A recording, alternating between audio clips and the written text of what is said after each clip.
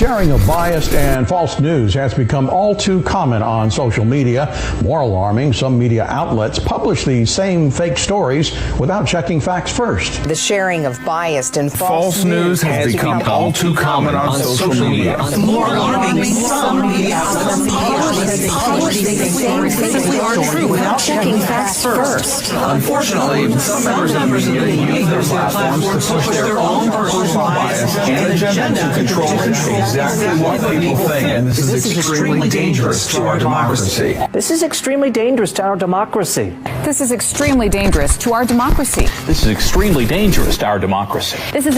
dangerous to our democracy. This is extremely dangerous to our democracy. This is extremely dangerous to our democracy. This is extremely dangerous to our democracy.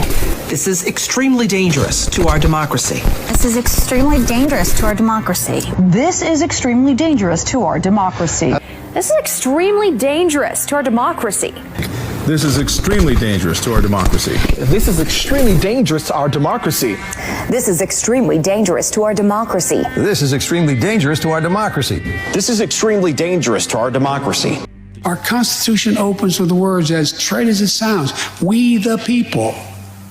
Well, it's time to remember that we the people are the government. Well, it's time to remember that we the people are the government. You and I. Not some force in a distant capital.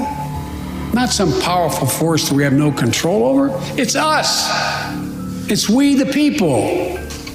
In another era, when our democracy was tested, Franklin Roosevelt reminded us, in America, we do our part. We all do our part.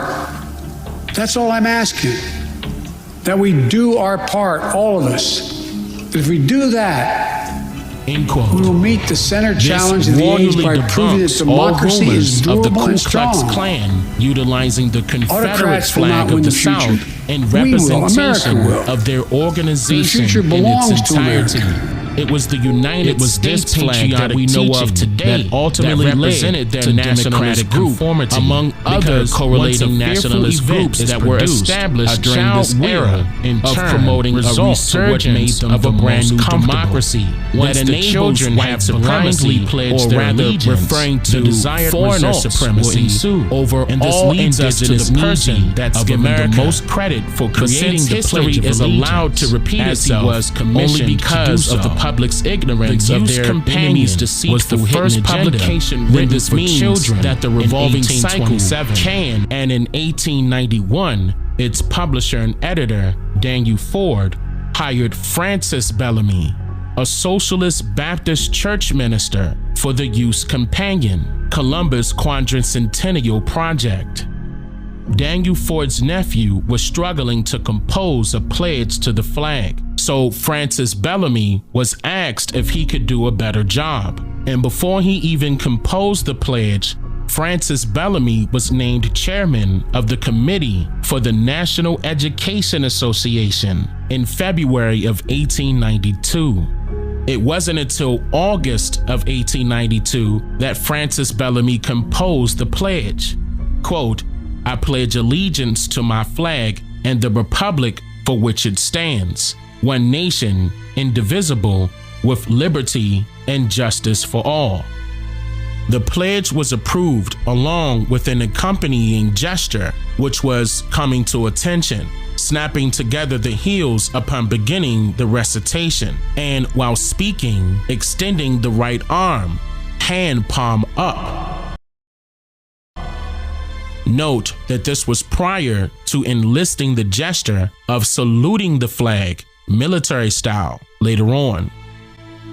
According to American History magazine, more than half of the country's 120,000 public schools participated in the October 1892 National Public Schools celebration.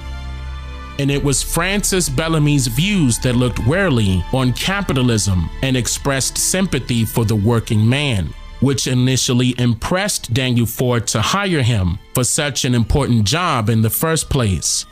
Francis Bellamy's views drew on the philosophy of his novelist cousin, Edward Bellamy, the father of the nationalist movement that I mentioned earlier in this segment. In 1916, President Woodrow Wilson issued an official proclamation establishing June 14th as Flag Day. Then, 7 years later, to standardize flag etiquette and help immigrants incorporate into the body of the U.S., the representatives of the Army and the Navy and close to 70 other national groups convened in Washington, D.C. for a National Flag Conference on June 14, 1923. Prior to this Flag Day, there were no federal or state regulations formally governing flags display, but it was on this date that the National Flag Code was adopted. One of the many nationalist groups that attended this conference was the Women of the Ku Klux Klan, and in acknowledgement of their presence, they released a pamphlet entitled The Code of the Flag.